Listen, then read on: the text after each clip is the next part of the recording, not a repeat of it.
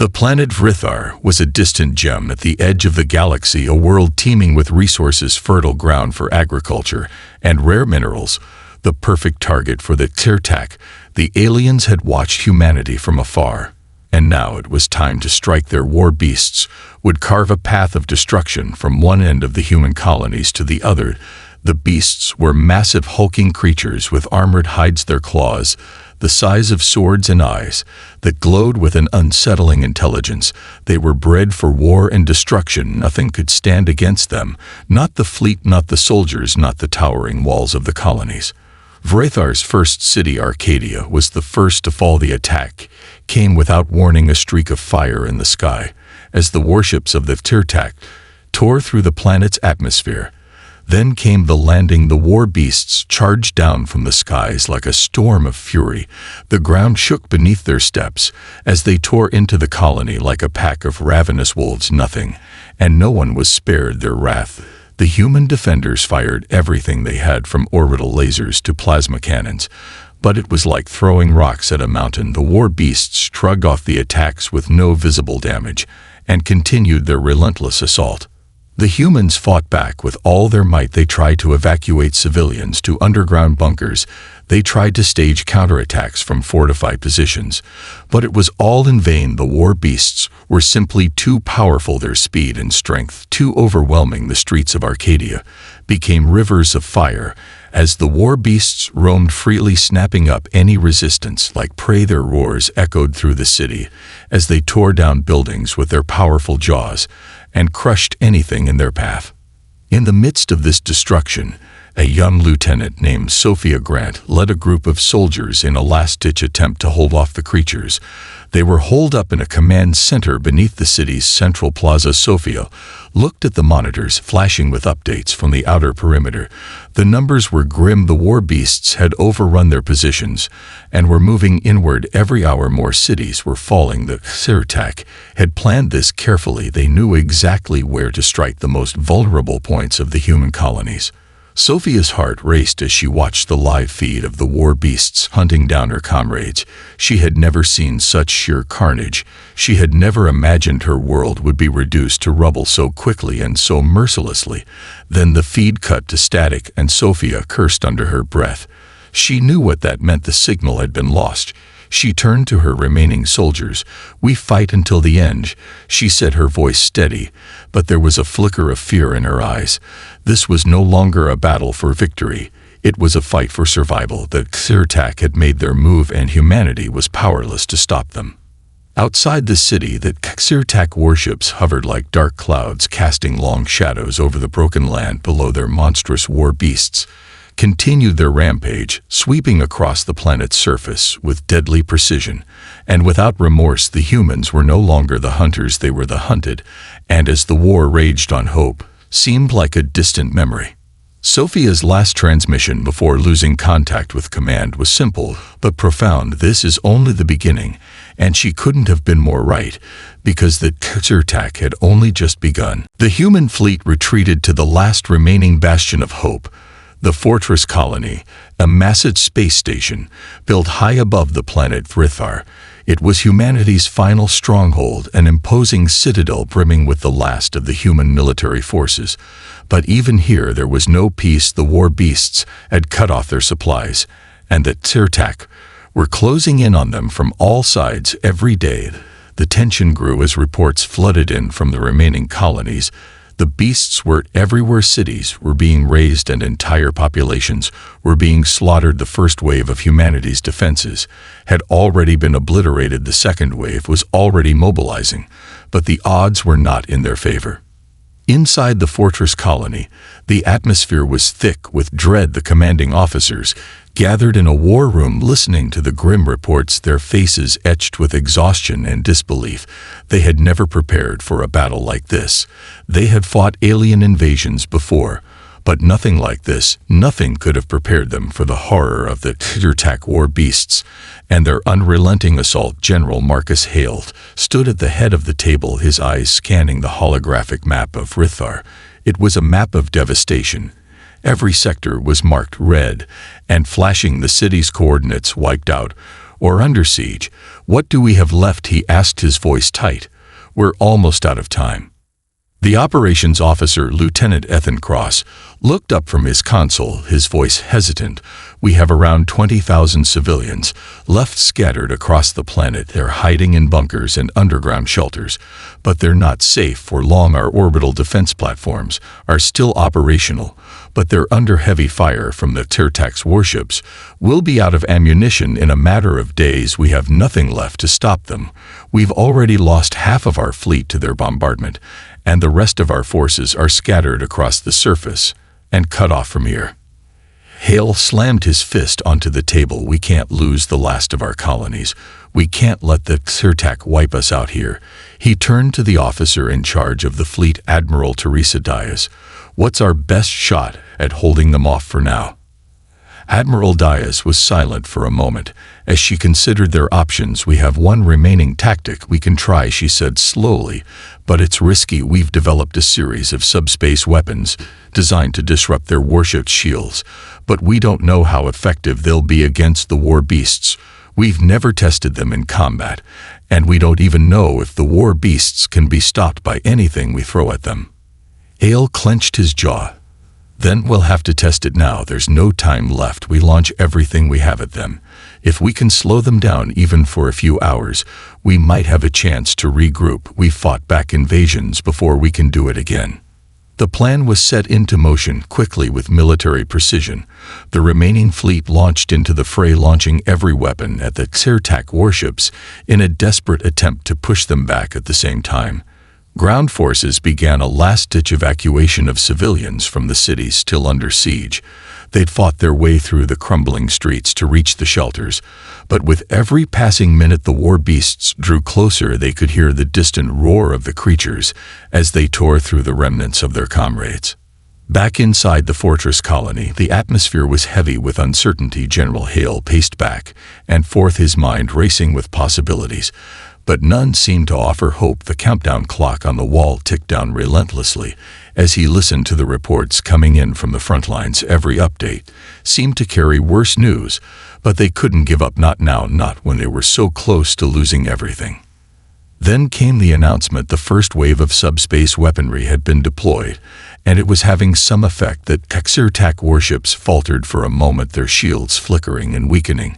But it wasn't enough. The war beasts were still pushing forward, relentless and unyielding. The countdown continued, and so did the fight. Humanity had one last chance to survive, but every second brought them closer to the edge of annihilation. Inside the heart of the fortress colony, the War Council had convened once again. This time the mood was different. There was no more talk of defense or stalling tactics, no more strategic discussions about how to hold the line against the Tirtac or their beasts. Now the conversations were turning to a more desperate solution, a radical idea born from the chaos that had consumed their world. The idea was simple in theory, but insane in practice. What if humanity could tame the war beasts, turn them into allies rather than enemies? The room fell silent as Dr. Aria Sinclair, the lead behavioral scientist, stood up and faced the council, her hands trembling slightly as she adjusted her glasses, her voice steady but filled with urgency. What if we could break them? What if the war beasts could be controlled? It sounds insane, I know, but we've learned enough about their behavior to know they're not just mindless killers. They're intelligent. There's a hierarchy among them. And if we can find a way to disrupt that hierarchy or manipulate it, we might be able to bend them to our will. General Hale's eyes narrowed. He had always been a pragmatist, but this was beyond anything he had ever considered. He ran a hand through his hair, his mind racing. The Tirtac war beasts had slaughtered entire cities, wiped out whole battalions of soldiers. They were apex predators. Not even the most advanced weaponry could stop them. They were engineered for destruction, not for cooperation. Yet Dr. Sinclair was suggesting that humanity could somehow gain control over these beasts, turn them against their creators. Are you saying we could tame them like animals? He asked, his voice filled with disbelief. Dr. Sinclair shook her head. It's not about taming them, it's about understanding them. They have a structure, they follow a leader, they respond to signals, they can learn and adapt at an alarming rate. I've seen it firsthand, they're more like soldiers than animals. They have an instinctual need to follow authority and command. What we need to do is tap into that need, give them a reason to obey us.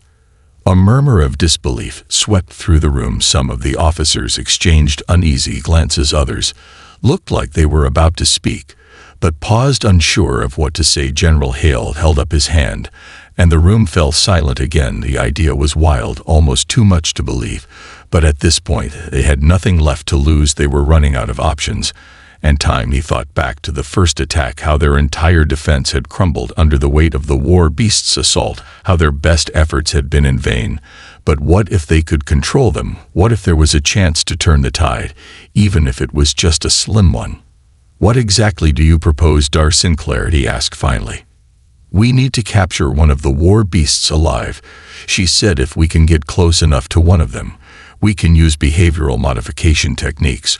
We'll need specialized equipment to control it, and a team of animal trainers to handle it. But if we can do this, we might be able to break their code. We might be able to gain control over them and force them to follow our commands."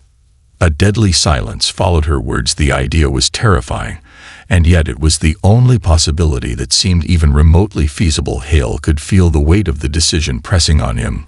The lives of thousands rested on a plan that felt like a gamble more than a strategy, but with the Tirtak pressing on them, and the war beasts laying waste to everything in their path, he didn't see any other choice.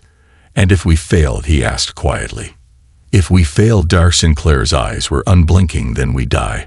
But if we succeed, we win everything. Everything hinges on this moment."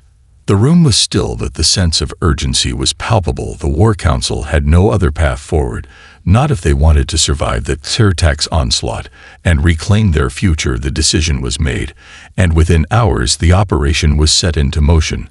But as the first steps were taken toward capturing a war beast, the weight of the risk began to sink in. Capturing one of these monsters meant facing them in close quarters. It meant attempting to bend something designed only for destruction to their will.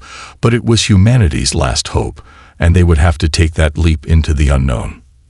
The hunt for a war beast had begun. The first attempt to capture a war beast came just after the last of the defensive positions had fallen. The humans were desperate. The fleet was a shadow of its former self, and the last few strongholds on Vrithar were crumbling. The war beasts were everywhere, tearing through the remnants of human resistance with ease, their roars echoing in the distance as their alien masters watched from above. The air was thick with the smell of smoke and destruction as humanity's final gambit was put into action. Dar Sinclair's team had spent weeks preparing for this moment. They had studied the behavior of the war beasts, analyzed their movements, their habits, and every recorded interaction with their Tirtak masters. They had developed a series of pheromones that could influence the beast's emotions and behavioral triggers. But the real breakthrough came from the observation that these creatures followed a leader. Their minds were not entirely driven by instinct. There was a hierarchy, something that could be manipulated. A team of human soldiers led by Captain Jared Tanaka set out on the mission to capture one of the war beasts. They were armed with high-tech tranquilizer weapons designed to subdue the creature without killing it. They moved under the cover of night, the remnants of the human city around them a war zone. They crept through the darkened streets, taking cover behind collapsed buildings, their eyes scanning the shadows for any sign of movement. In the distance, a massive figure loomed on the horizon, a war beast, its glowing eyes peering through the smoke like twin embers. Tanaka signaled for his team to hold their position. He knew this would be their one chance. They had only one shot at this. If they failed, they would be overrun and killed in an instant. The team advanced carefully, using the terrain to stay out of the beast's sight. They moved like ghosts across the ruined city, their hearts pounding in their chests as the massive creature wandered closer. The war beast's massive form came into view. It was towering nearly 3 stories tall, its armored hide gleaming in the moonlight, its claws scraping the ground as it sniffed the air. It was powerful and terrifying. But there was something else about it, something more than the sheer brutality it exuded. There was intelligence in its movements, a sense of awareness that seemed beyond the simple rage of an animal. This was a creature that could think, that could plan. Tanaka's heart raced as he watched the war beast. The plan was simple but dangerous. They had to get close enough to inject the tranquilizers into the creature's bloodstream and subdue it without alerting the others. But the challenge was greater than they had expected. The war beast's heightened senses were picking up on them too quickly. The beast froze suddenly, sniffing the air, its head snapping in their direction, its eyes locking onto their position. Tanaka cursed silently, signaling his team to scatter. They had seconds before the creature would charge and tear them apart. The chaos of the next moments was a blur. The soldiers fired their tranquilizers, but the creature moved with terrifying speed. It was upon them in an instant, its massive claws swiping through the air with deadly force. The team scattered, firing wildly. As they attempted to get clear shots, one of the soldiers screamed as a claw grazed his armor, sending him flying backward. Another was knocked unconscious by the sheer force of a blow, but they managed to land a hit. The tranquilizer dart sank deep into the beast's side. The war beast roared in fury, its entire body twitching violently as the tranquilizer took effect. But it wasn't enough to bring it down. It thrashed in the streets, knocking over buildings and sending debris flying. But slowly, gradually, the creature began to slow its movements. Its roars became weaker, its claws scraped the ground less forcefully, until it collapsed onto its side in an agonizing final roar, its breath coming in ragged gasps. For a moment there was only silence, broken by the distant sounds of further destruction. In the ruined city, Tanaka's team moved cautiously toward the beast, their eyes wide with disbelief. They had done it. They had actually subdued one of the war beasts. The impossible had been achieved. But as they watched the creature slowly begin to regain consciousness, the true scale of their victory, or their curse, became clear. The beast wasn't dead, it was merely stunned. And now it was looking at them, its eyes gleaming with something that was not fear nor submission, but curiosity, something far more dangerous than anything they had faced so far. The war beast was aware of them, and it was waiting. Its next move would not be one of obedience, but one of strategy. The real battle had only just begun. The war beast lay before them, its massive form twitching as the tranquilizers slowly wore off. Its glowing eyes locked onto the humans standing around it, a deep rumbling growl emanating from its chest. The soldiers tensed, ready for it to lash out at any moment. But the creature did nothing. It simply watched them with a cold, calculating gaze that sent a chill down their spines. Tanaka felt his heart hammering in his chest as he observed the creature. There was something in its eyes that he hadn't expected. It wasn't the blind rage of an animal. It wasn't the simple hatred of a predator.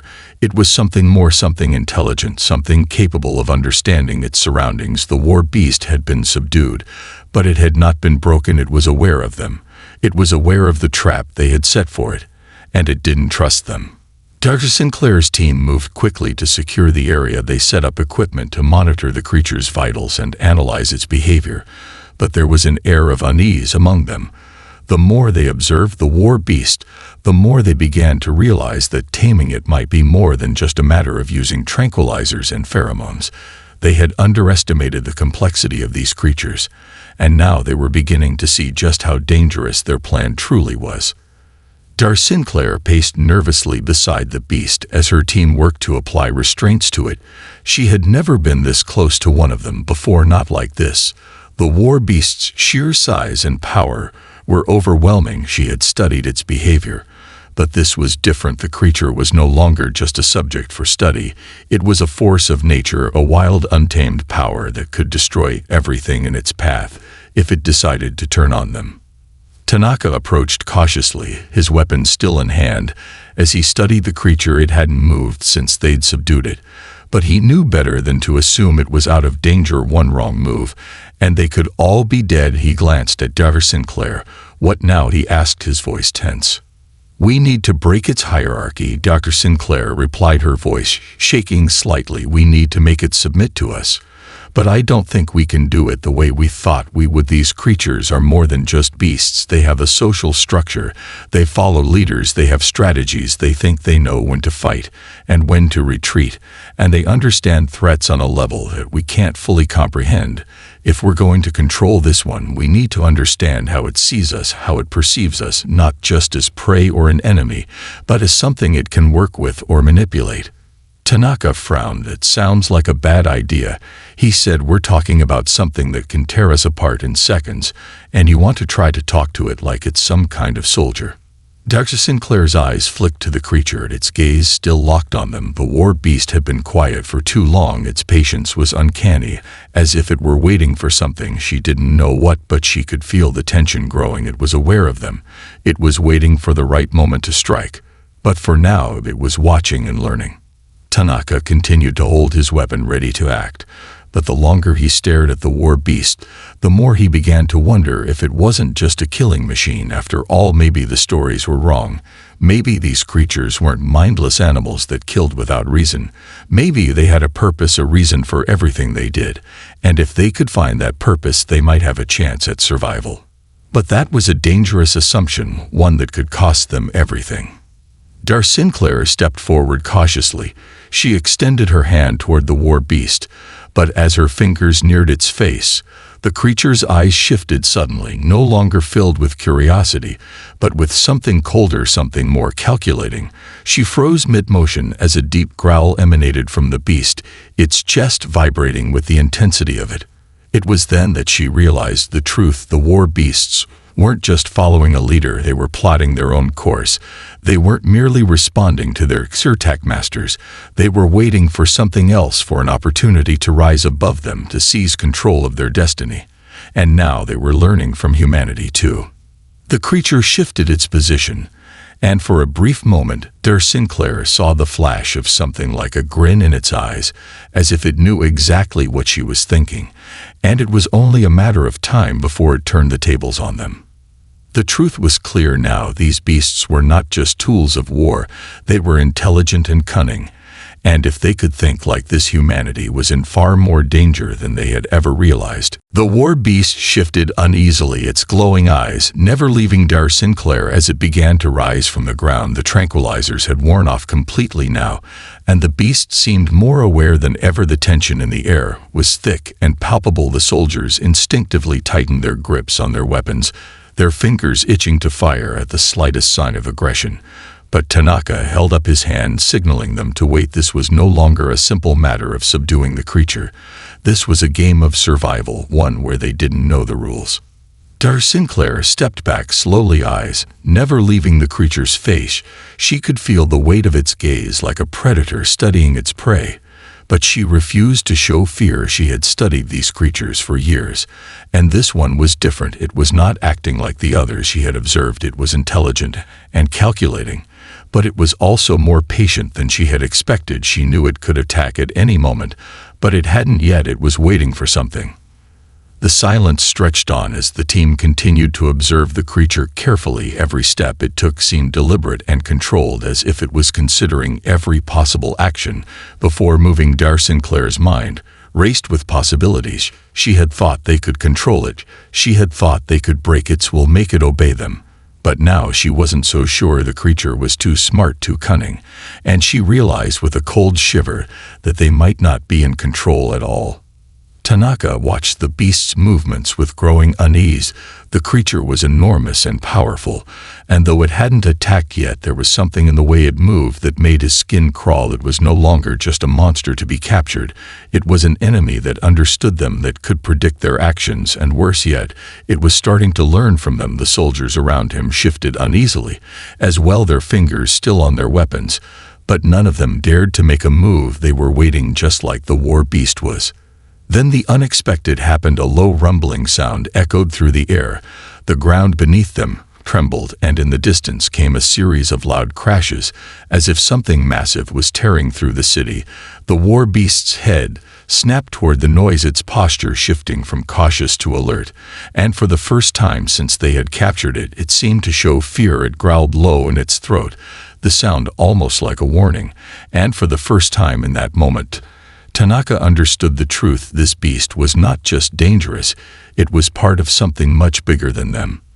In that instant, everything changed. The ground shook again, and this time it wasn't just the war beast that reacted. The entire area around them seemed to come alive with motion. From the shadows of the ruined city came more of the war beast's massive forms emerging from the smoke, their eyes glowing bright with fury. They were surrounding them in a loose circle. The soldiers raised their weapons ready to fight, but it was clear now they were hopelessly outnumbered. Dar Sinclair's voice broke the tense silence. "Get back to the station," she shouted. "We need to get out of here now." Tanaka didn't hesitate. He turned to his team and gave the order to retreat. But before they could make it even a few steps, the lead war beast gave a terrifying roar that echoed through the broken streets, and the ground shook once again as the other creatures closed in. They were fast closing the distance between themselves and the humans, trapping them in a deadly cage of sheer muscle and fury. Tanaka's mind raced as they backed away. The exit to the station was still a few clicks away, and the war beasts were closing in too fast for comfort. They couldn't hold their position much longer. They couldn't outrun them either. The soldiers fired a few warning shots, but the war beasts barely flinched. The bullets pinged off their armored hides like rain on a steel roof, and the soldiers were left with nothing but their fear and desperation. Then came the worst part of all. Just as they were about to make their final push toward the station, the war beast they had captured suddenly lurched forward. It broke free from its restraints with terrifying ease, and with a shriek that sent chills down their spines, it turned and charged at the humans with a speed that defied its massive size. In that moment, Tanaka realized what had happened. The war beast wasn't just waiting to escape. It had been waiting for the perfect moment to betray them, the perfect moment to turn on its would-be captors. And now the full force of the creatures was descending on them with everything they had. The soldiers scattered in all directions as the war beast roared, but there was no escaping this time. No more running from the creatures that had once been humanity's only hope of survival. Now they were trapped in the heart of the enemy's territory with no way out. The world erupted in chaos as the war beast broke free, its massive form crashing into the ranks of the soldiers. Tanaka barely had time to react as the creature barreled toward them with terrifying speed, its claws swiping through the air like blades, its eyes glowing with the same cold intelligence that had once made it seem so dangerous and yet strangely controllable now. It was a weapon of destruction, no longer a captured beast, but an unleashed force. Tanaka ducked just in time as the creature's claws swiped overhead, sending debris flying in all directions. The air was thick with dust and smoke, and the sounds of battle as the war beasts circled the humans like hungry wolves. They were outnumbered, trapped with nowhere to run. The soldiers fired desperately into the advancing creatures, but their weapons had no effect. The war beasts' armored hides were impervious to anything they could throw at them, and every shot seemed to do little more than annoy the beasts. Dar Sinclair stood frozen in place, her heart pounding in her chest. She had been wrong. She had been so wrong about everything. She had thought she could control them. She had thought that with enough preparation and the right techniques, they could bend the war beasts to their will. But now she saw the truth. They were not tools to be used. They were predators far beyond human understanding, far beyond anything they had ever faced before. The war beast that had once been their captive lunged again, and this time it wasn't just to intimidate, it was a full-on attack. Tanaka barely managed to roll out of the way as the creature's claws raked through the air inches from his face. The ground shook violently as it slammed its massive body against the nearest building. The force of the impact sent chunks of stone and metal flying, as if they were nothing more than paper. Tanaka scrambled to his feet, looking desperately for a way out, but there was no escape. The war beasts had them surrounded. Their only hope now was to hold their ground and fight back with everything they had. But it was clear that the odds were against them. Dar Sinclair could see it in the soldiers' eyes.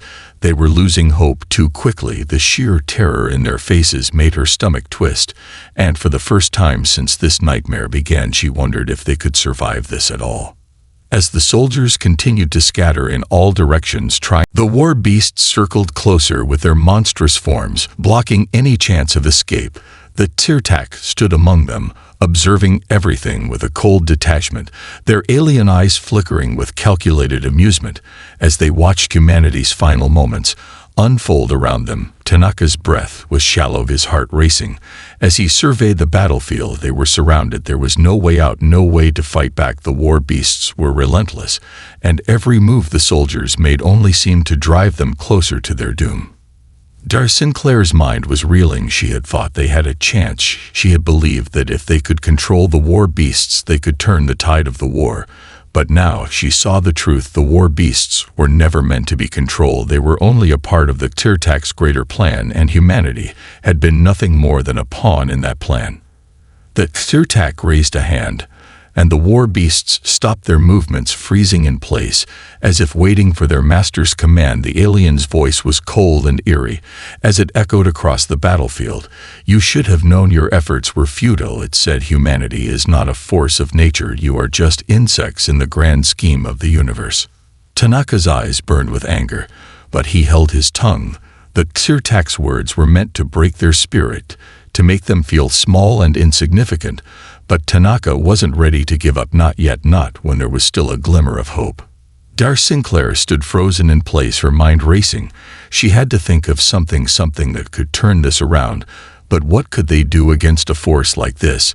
The Tirtak had outsmarted them at every turn.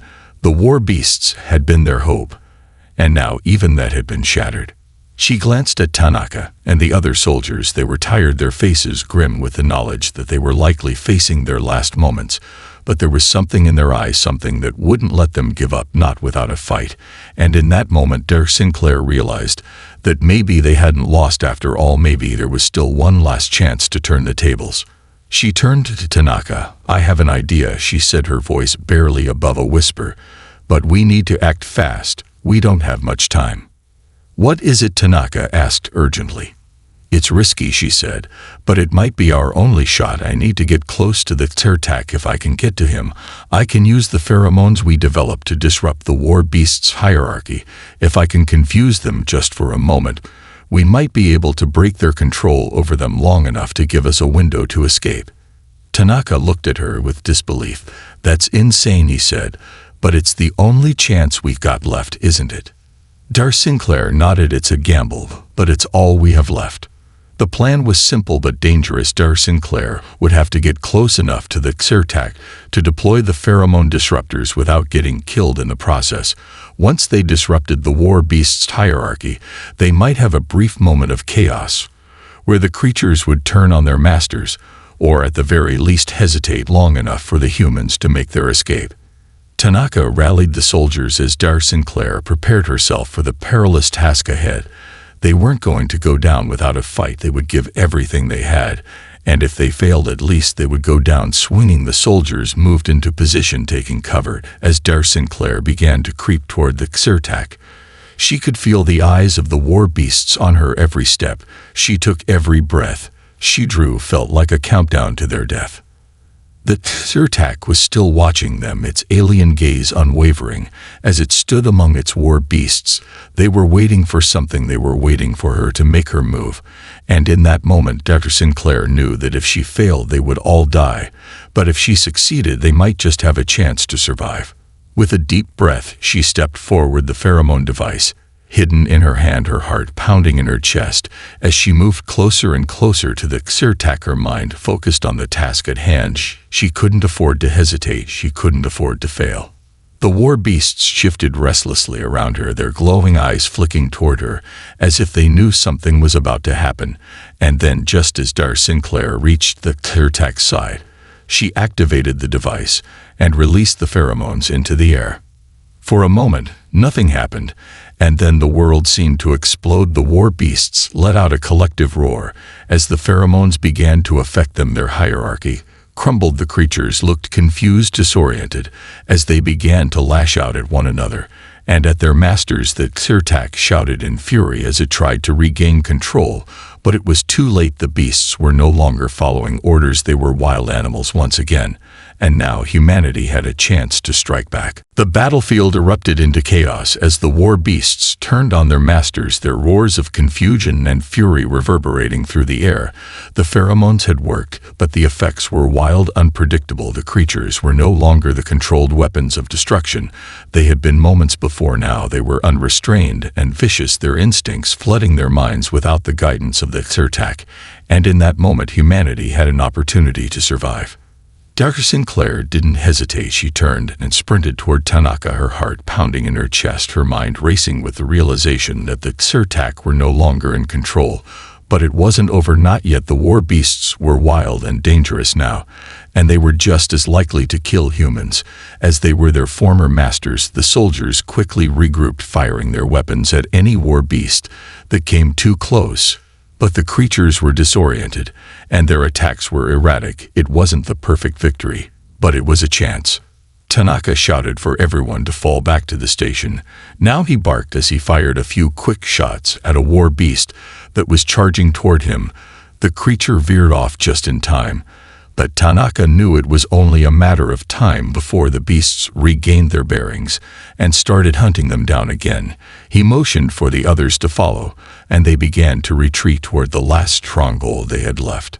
Dar Sinclair didn't look back. As she ran, she knew that they had to keep moving. They couldn't afford to be caught by the creatures. No matter how disoriented they were still deadly. And now they were even more unpredictable. The pheromones had done their job, but they had also created a new level of danger. The war beasts were not simply freed, they were in a state of rage and confusion, and that made them more lethal than ever. The Xertak was still standing in the midst of the battlefield, its eyes filled with fury. As it sought its control slipping away, it shouted orders to the war beasts, but they ignored it completely. The alien's voice grew louder, more frantic, as it tried to reassert its dominance. But it was too late. The creatures weren't listening anymore, and in that moment Dar Sinclair knew that the Xertak had lost its hold over them forever. The humans pressed on toward the station, weaving through the rubble, and destroyed buildings, their movements frantic but purposeful, every soldier on edge, ready to fight or flee at any moment as the war beasts continued to rage around them. In the distance, the Xertak's roars of frustration echoed through the chaos, but it was powerless to stop them. The humans were escaping, and for the first time since this nightmare began, it seemed like they might actually make it out alive. As they reached the station, Tanaka ordered the doors to be sealed quickly. They had only moments before the war beasts turned their attention to the retreating humans again. Dar Sinclair collapsed against the wall of the station, panting, her breath coming in shallow gasps. She had done it. She had given them a chance.